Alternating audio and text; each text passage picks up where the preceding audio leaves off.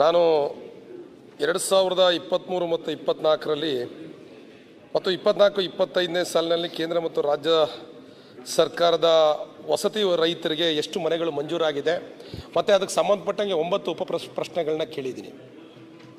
ಆದರೆ 22-23ರಲ್ಲಿ ನಾನು ಹೊಸದಾಗಿ ಶಾಸಕನಾದಂಥ ದಿನಗಳಲ್ಲಿ 1,500 ಮನೆನ ನನ್ನ ಇದಕ್ಕೆ ಹಂಚಿಕೆ ಆಗಿತ್ತು ಹಿಂದಿನ ಶಾಸಕರಿರ್ತಕ್ಕಂಥ ಸಂದರ್ಭದಲ್ಲಿ. ಆದರೆ ಅದ ನಂತರದಲ್ಲಿ ಸರ್ಕಾರ ಇದು ಮನೆನ ವಾಪಸ್ ತೊಗೊಂಡಿದ್ದಾರೆ. ಏನಕ್ಕೆ ಅಂತ ನನಗೆ ಗೊತ್ತಿಲ್ಲ. ನಾನು ಹಲವಾರು ಬಾರಿ ಕೂಡ ಸಚಿವರಿಗೆ ಬಂದು ಮನವಿನ ಮಾಡಿದ್ದೀನಿ. ಏಕೆ ಅಂತೇಳಿದರೆ ಈಗ ನಾವು ಶಾಸಕರಾಗಿ ಆಲ್ಮೋಸ್ಟ್ 2 ವರ್ಷ ಆಗ್ತಾ ಬಂತು ಸಭಾಧ್ಯಕ್ಷರೇ, ಯಾವುದೇ ಮನೆಗಳನ್ನು ಕೂಡ ಕೊಡಲಿಕ್ಕಾಗಿಲ್ಲ ನಮ್ಮಲ್ಲಿ. ಅಲ್ಲ ಹೇಳ್ತೀನಿ ಒಂದು ನಿಮಿಷ. ನನ್ನ ಕ್ಷೇತ್ರದ ಸಮಸ್ಯೆ, ಈಗ 2 ತಾಲೂಕು ಒಂದು ಹೋಬಳಿ ಇದೆ, ಎಲ್ಲೂ ಕೂಡ ಒಂದು ಮನೆ ಕೊಡಲಿಕ್ಕಾಗಿಲ್ಲ. ನಮ್ಮಲ್ಲಿ ಕೂಲಿ ಕಾರ್ಮಿಕರು ಜಾಸ್ತಿ ಇದ್ದಾರೆ, ಅದರಲ್ಲೂ ಕೂಡ ಅತಿ ಹೆಚ್ಚು ಮಳೆ ಬೀಳ್ತಿರ್ತಕ್ಕಂಥದ್ದು. ಈಗ ಆಲ್ರೆಡಿ ಮಳೆ ಬಿದ್ದು ತುಂಬ ಫ್ಲಡ್ಡಲ್ಲಿ ತುಂಬ ಮನೆಗಳು ಕೂಡ ಹಾಳಾಗೋಗಿದ್ದಾವೆ. ಯಾವುದರಲ್ಲೂ ಕೂಡ ಮನೆಗಳನ್ನ ಕೊಟ್ಟಿಲ್ಲ.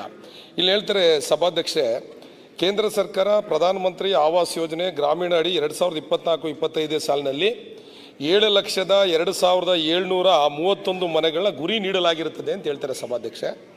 ಕೇಂದ್ರ ಮತ್ತು ರಾಜ್ಯ ವಸತಿ ಯೋಜನೆ ಅಡಿಗಳಲ್ಲಿ 2,88,443 ಮನೆಗಳನ್ನ ಮಂಜೂರು ಮಾಡಲಾಗಿರುತ್ತದೆ ಅಂತ ಹೇಳ್ತದೆ ಕೆಳಗಂಡಂತೆ. ನಮ್ಮದು ಒಂದು ಮನೆನೂ ಕೂಡ ಕೊಟ್ಟಿಲ್ಲ. ಆಯಿತು. ಮತ್ತು ಇವರು ಇನ್ನೊಂದು ಮುಂದುವರೆದು ಹೇಳ್ತಾರೆ, ನಮ್ಮ ಹಾಸನ ಜಿಲ್ಲೆಗೆ ಕಳೆದ 2 ವರ್ಷಗಳಲ್ಲಿ ಹಾಸನ ಜಿಲ್ಲೆ ವ್ಯಾಪ್ತಿಯಲ್ಲಿ ವಿವಿಧ ವಸತಿ ಯೋಜನೆ ಅಡಿಯಲ್ಲಿ ಒಟ್ಟು 9,617 ಮನೆಗಳನ್ನು ಮಂಜೂರು ಮಾಡಲಾಗಿದೆ ಅಂತ ಹೇಳ್ತಾರೆ. ನಾನು ಕೂಡ ಅದೇ ಜಿಲ್ಲೆಯಲ್ಲಿ ಇರೋದು, ಒಂದು ಮನೆನೂ ಬಂದಿಲ್ಲ. ಎಲ್ಲಿ ಕೊಟ್ಟಿದ್ದಾರೆ ಅಂತ ನನಗೆ ಗೊತ್ತಾಗ್ತಲ್ವಲ್ಲ ಸಭಾಧ್ಯಕ್ಷೆ. ಒಂದೇ ಒಂದು ಮನೆನೂ ಕೂಡ ಕೊಟ್ಟಿಲ್ಲ. ಅದು ಮುಂದುವರೆದಂಗೆ ಹೇಳ್ತೀನಿ ಸಭಾಧ್ಯಕ್ಷೆ. ಅದೇ ರೀತಿಯಲ್ಲಿ ಕೊಳಚೆ ನಿರ್ಮೂಲನೆ ಇದರ ಅಡಿಯಲ್ಲಿ ನಮ್ಮ ಸಕಲೇಶ್ಪುರದಲ್ಲಿ ಈ ಪೌರ ಕಾರ್ಮಿಕರಿಗೆ ಒಂದು 75-100 ಮನೆನ ಮಾಡ್ತಾರೆ ಸಭಾಧ್ಯಕ್ಷ. 8-9 ವರ್ಷದಿಂದ ಇವತ್ತಂಕ ಪಾಪ ಅವರೊಂದು ಎಲ್ಲೋ ಟಾರ್ಪಲ್ ಕಟ್ಕೊಂಡು ವಾಸ ಮಾಡ್ತಾರೆ. ಆ ಮನೆ ಮುಕ್ಕಾಲು ಭಾಗ 90% ಕನ್ಸ್ಟ್ರಕ್ಷನ್ ಆಗಿದೆ. ಇನ್ನು 10%, ನಾನು 3-4 ಬಾರಿ ಸಚಿವರು ಮನವಿ ಮಾಡಿದ್ದೀನಿ, ಇನ್ನು 10% ಕಂಪ್ಲೀಟ್ ಮಾಡಿದರೆ ಪಾಪ ಆ ಕಸ ಗುಡಿಸಿ ಇದು ಮಾಡ್ತಕ್ಕಂಥ ಪಾಪ ಪರಿಶಿಷ್ಟ ಅಲ್ಲ ಒಂದು ನಿಮಿಷ ಹೇಳ್ತೀನಿ, ಪೌರ ಕಾರ್ಮಿಕರಿಗೆ ಮನೆ ಬಿಟ್ಕೊಡ್ಬೋದು. ಎಲ್ಲೋ ದೀಣೆ ಮೇಲೆ ಟಾರ್ಪಲ್ ಕಟ್ಕೊಂಡು ಜೀವನ ಮಾಡ್ತಾರೆ. ನಾನು ಹಲವಾರು ಹೌದು ಕಂಪ್ಲೀಟ್ ಮಾಡಬೇಕು ಹೇಳ್ತೀನಿ ಸಭಾಧ್ಯಕ್ಷ. ಅದೇ ರೀತಿಯಲ್ಲಿ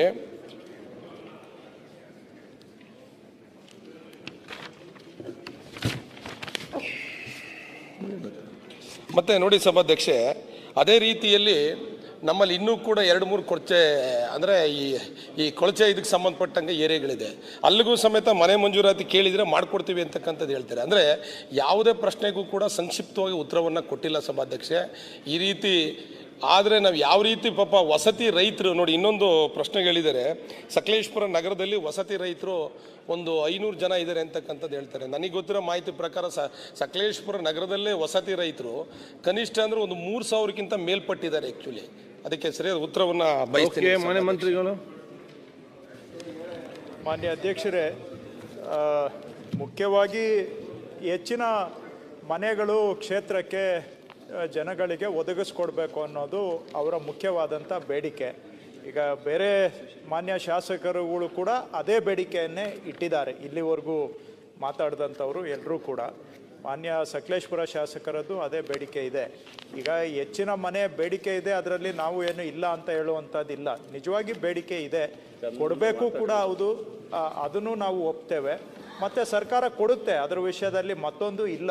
ನಾನು ಆಗಲೇ ಹೇಳಿದಾಗೆ ಹಿಂದೆ ಸರ್ಕಾರದಲ್ಲಿ 12 ಲಕ್ಷ ಬಿಟ್ಟು ಹೋಗಿದ್ದರಿಂದ ಈಗ ಅದನ್ನು ಒಂದು 2 ವರ್ಷ ಪ್ರಯಾರಿಟಿಯನ್ನು ಸ್ವಲ್ಪ ಹಿಂದೆ ಬಾಕಿಯನ್ನು ತೀರಿಸೋದಕ್ಕೆ ಮಾಡಿ ಆಮೇಲೆ 2 ವರ್ಷ ಮಂಜೂರು ಮಾಡೋಣ ಅನ್ನೋ ವಿಚಾರ ಒಂದು ಬ್ರಾಡ್ ಥಿಂಕಿಂಗ್.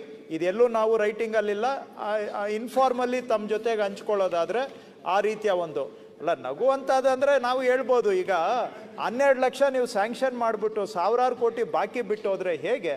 ಲಾಸ್ಟ್ 2 ಇಯರ್ಸಲ್ಲಿ ಇವರು ಲಕ್ಷಾಂತರ ಮನೆಗಳು, ಈಗ ಅದಕ್ಕೆ ಹೋಗೋದಿಲ್ಲ ನಾನು. ಈಗ ಅದು ಕಮಿಟ್ಮೆಂಟು, ಸರ್ಕಾರದ ಕಮಿಟ್ಮೆಂಟು, ಅದನ್ನು ಪೂರೈಸೋದಕ್ಕೂ ನಾವು ಬದ್ಧ ಇದ್ದೇವೆ. ಮುಂದುವರೆದು ಈಗ ಹಾಲಿ ಇರುವಂಥ ಬೇಡಿಕೆಗೆ ತಕ್ಕ ಹಾಗೆ ಅಷ್ಟು ಕೊಡೋಕ್ಕಾಗದೇ ಇದ್ದರೂ ಒಂದು ಲೆವೆಲಲ್ಲಿ ಒಂದು ಲಿಮಿಟಲ್ಲಾದರೂ ನಾವು ಹೊಸ ಮನೆಗಳನ್ನು ಕೊಡಬೇಕಾಗತ್ತೆ. ಕೊಡೋದಿಲ್ಲ ಅಂತ ನಾವು ಹೇಳ್ತಾ ಇಲ್ಲ, ಖಂಡಿತವಾಗಿ ಕೊಡ್ತೇವೆ. ಆನ್ಗೋಯಿಂಗಿಗೆ ಪ್ರಯಾರಿಟಿ ಕೊಟ್ಟು ಅದು ಸ್ವಲ್ಪ ಕಂಟ್ರೋಲ್ ಬಂದಮೇಲೆ ಕೊಡ್ತೇವೆ. ಎರಡನೇ ತಾವು ಕೇಳಿದ್ದು ಸಕಲೇಶ್ಪುರ ಟೌನಲ್ಲಿ ಪೌರ ಕಾರ್ಮಿಕರಿಗೆ ಕಟ್ತಾ ಇರೋದು ತಮಗೆ ಗೊತ್ತಿದೆ. ಅದು ಹಿಂದೆ ಅವರು 50% ಏನೋ ಕಟ್ಟಬೇಕಾಗಿತ್ತು. ಈಗ ಮುಖ್ಯಮಂತ್ರಿಗಳು ಏನೋ ಭಾಳ ದೊಡ್ಡ ಮನ್ಸು ಮಾಡಿ ಅದನ್ನು ಬರೀ 1 ಲಕ್ಷ ಕಟ್ಟಿದರೆ ಸಾಕು, ಇಲ್ಲಾಂದರೆ ಅವರು ಬಹುಶಃ 3-4 ಲಕ್ಷ ಏನೋ ಕಟ್ಟಬೇಕಾಗಿತ್ತು. ಅದನ್ನು ಈಗ 1 ಲಕ್ಷ ಕಟ್ಟಲಿ ಸಾಕು ಅಂತ ಅದನ್ನೇ ಉಳಿದಿದ್ದನ್ನು ಸರ್ಕಾರನೇ ಕಟ್ಟೋದು ಅಂತ ಭಾಳ ಇದು ಆರ್ಥಿಕವಾದಂಥ ಹೊರೆಯನ್ನು ಸರ್ಕಾರ ಒತ್ಕೊಂಡಿದೆ. ಯಾಕೆ ಅಂದರೆ ನೀವು ಹೇಳಿದ ಕಾರಣಕ್ಕೆ, ಇದರಲ್ಲಿ ಸ್ಲಮ್ಮಲ್ಲಿ ತೀರಾ ಕಡು ಬಡವರು ಇರ್ತಾರೆ ಅನ್ನೋ ಕಾರಣಕ್ಕೆ. ಆಗಲೇ ಬೇರೆ ಸದಸ್ಯರು ಹೇಳಿದರು ಅಲ್ಲಿ ಕೊಡ್ತಾ ಇದ್ದೀರಾ ಇಲ್ಲೂ ಕೊಡಿ ಅಂತೇಳಿ ಅಂತ.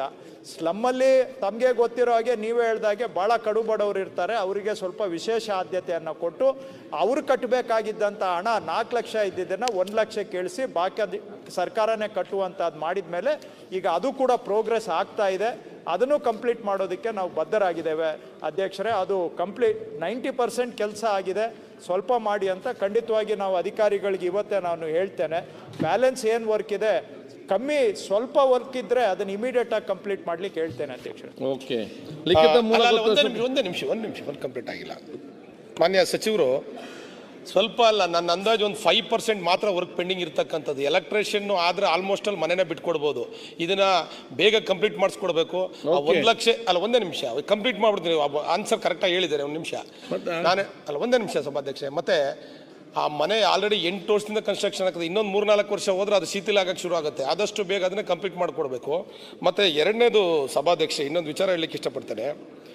ವಸತಿ ಇಲಾಖೆಯಿಂದ ಮನೆ ಸಿಗ್ತಿರ್ತಕ್ಕಂಥದ್ದು ಕಷ್ಟ. ಸಕಲೇಶಪುರ ತಾಲೂಕು ಎಷ್ಟ್ಲೂರು ಪಂಚಾಯತಿ ಎಷ್ಟ್ಲೂರು ಹೋಬಳಿಯಲ್ಲಿ ಮನೆನ ಕೊಟ್ಟಿರ್ತಕ್ಕಂಥ ಈ ಸರ್ಕಾರದಿಂದ ಮನೆ ಕೊಟ್ಟಿದ್ದಾರೆ, ಬಿಲ್ಲು ಕೂಡ ಮಾಡಿಕೊಟ್ಟಿದ್ದಾರೆ, ಎಲ್ಲವೂ ಕೂಡ ಆಗಿದ್ದಾರೆ.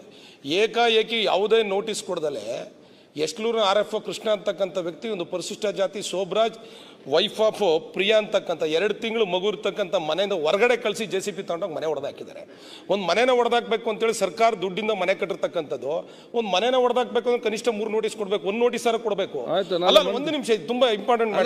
ಮಂತ್ರಿ ಬರ್ತಾರೆ. ಅಲ್ಲ, ಒಂದು ನಿಮಿಷ, ವಸತಿ ವಿಚಾರ ಮಾತಾಡ್ತದೆ, 1 ನಿಮಿಷ ಗಮನಕ್ಕೆ ತಂದ್ಬಿಡ್ತೀನಿ ಸಭಾಧ್ಯಕ್ಷೆ. ಏಕಾಏಕಿ ಮನೆ ಹೊಡೆದಾಕ, ಇದು ತುಂಬಾ ಇಂಪಾರ್ಟೆಂಟ್ ವಿಚಾರ. ಏಕಾಏಕಿ ಮನೆ ಹೊಡೆದಾಕ್ಯಾರೆ, ಸಾರ್ವಜನಿಕ ದುಡ್ಡಲ್ಲಿ ಕೊಟ್ಟಿರ್ತಕ್ಕಂಥ ಮನೆನ ಏಕಾಏಕಿ ಹೊಡೆದಾಕಿರ್ತಕ್ಕಂಥದ್ದು ಯಾವ ಆಧಾರದ ಮೇಲೆ ಹೊಡೆದಾಕ್ತಾರೆ? ಹೊಡೆದಾಕ್ಬೇಕಾದ್ರೆ ಅಟ್ಲೀಸ್ಟ್ ನೋಟಿಸ್ ಕೊಡಬೇಕು. ನಮಗೆ ಮಾಹಿತಿ ಇರ್ತಕ್ಕಂಥ ಪ್ರಕಾರದಲ್ಲಿ ಅದು ಗೋಮಾಳಕ್ಕೆ ಸೇರಿದಂಥ ಜಾಗ. ಇವ್ರು ಏಕಾಏಕಿ ಹೋಗ್ಬಿಟ್ಟು ಮನೆ ಹೊಡೆದಾಕ್ತಾರೆ, ಒಬ್ಬ ಪರಿಶಿಷ್ಟ ಜಾತಿಗೆ ಸೇರಿದಂತಾರೆ. ಇವ್ರು ಬೀದಿಲಿದ್ದಾರೆ. ಇದಕ್ಕೆ ಯಾರು ಕಾರಣಕರ್ತರು? ಮತ್ತೆ ಈಗ ಮೊದಲೇ ಮನೆ ಇಲ್ಲ, ಇರ್ತಕ್ಕಂಥ ಸರ್ಕಾರದಿಂದ ಕೊಟ್ಟಿರ್ತಕ್ಕಂಥ ಮನೆನ ಹೊಡೆದಾಕ್ತಾನೆ ಅಂದಮೇಲೆ ಸೂಕ್ತ ಕ್ರಮ ತಗೋಬೇಕಲ್ಲ. ಆ ವಿಚಾರ ಈಗ ಮಂತ್ರಿಗಳ ಗಮನಕ್ಕೆ ತಂದಿನಿ, ಆನ್ಸರ್ ಮಾಡಲಿ. 1 ನಿಮಿಷ. ಅದು ಹೌಸಿಂಗ್ ಡಿಪಾರ್ಟ್ಮೆಂಟ್ ಇಶ್ಯೂ ಅಲ್ಲ ಅಧ್ಯಕ್ಷರೇ, ಆದರೂ ಕೂಡ ಅವ್ರು ಹೇಳಿದ್ದಾರೆ. ನನಗೂ ಹೋದ್ವಾರ ಭೇಟಿ ಮಾಡಿ ಕೂಡ ನನ್ನ ಗಮನಕ್ಕೂ ತಂದಿದ್ದಾರೆ. ನಾನು DC ಇಂದ ಅದ್ರ ಬಗ್ಗೆ ಮಾತಾಡಿ ಹೇಗಾಯಿತು, ನಾನು ಆಲ್ರೆಡಿ ಹೇಳಿದ್ದೇನೆ DC ಅವರಿಗೆ ಚೆಕ್ ಮಾಡಿ ಹೇಳಿ ಅಂತ. ಅದನ್ನು ಸ್ವಲ್ಪ ನಾನು ಫಾಲೋ ಅಪ್ ಮಾಡ್ತೇನೆ. ಹೆಂಗೂ ಈ ವಾರ ಹೋಗ್ತಾ ಇದ್ದೀನಿ, ಅಲ್ಲೇ ಚೆಕ್ ಮಾಡ್ತೀನಿ.